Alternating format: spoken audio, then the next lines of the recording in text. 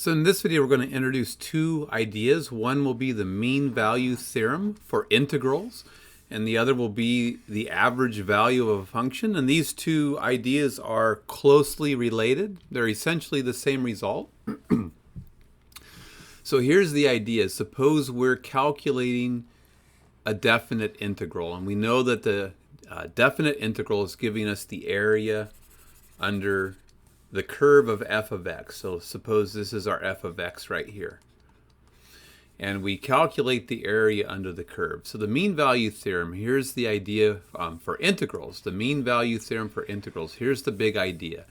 It says, hey, you're going to be able to construct a rectangle, and the rectangle is going to have base b minus a. So we're going to take the closed interval over which we're integrating. So from here to here, so we integrate from a to b.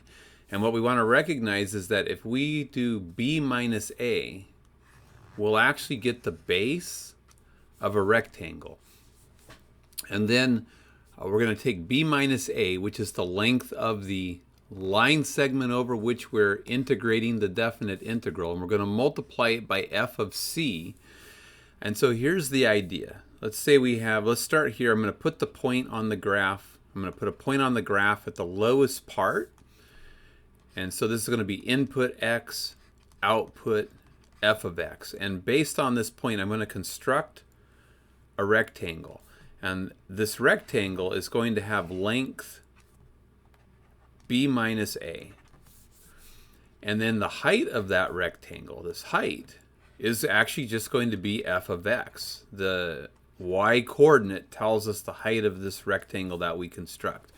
And what I want to notice is that the red-ish rectangle that I constructed this way underestimates the area under the curve of f of x over the interval, closed interval from a to b. I could also take this point and just move it along the curve. I could slide it along the curve up until I found the highest place I could possibly put it on the curve right here.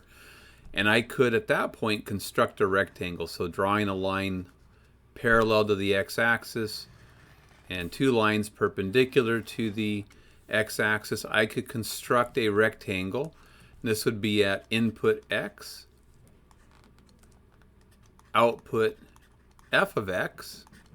So the height of this is going to be f of x, the height of this rectangle, and the width of it's still going to be b minus a. So the area of that rectangle is going to be f of x times b minus a.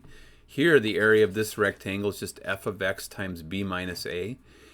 Here, my rectangle underestimates the area under the curve, and here my rectangle overestimates the area under the curve.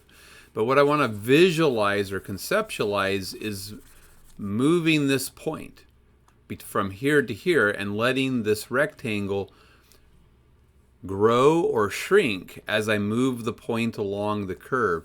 And what I want to recognize or intuit conceptually is that there's going to be some input c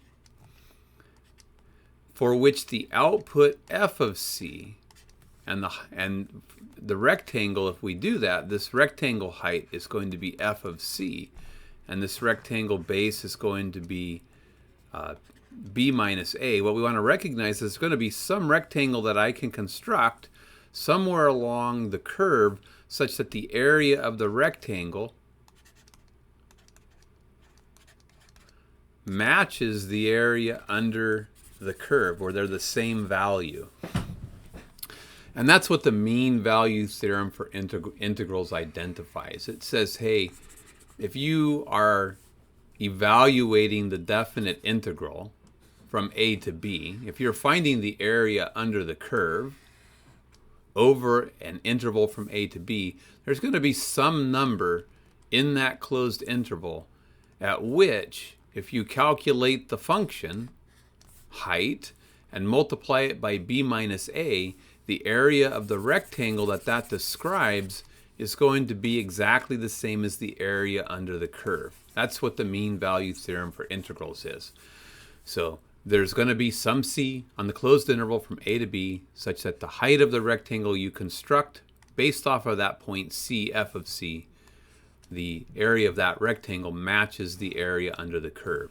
And then what you want to recognize is you could, if you wanted, multiply both sides of this by 1 over b minus a times 1 over b minus a.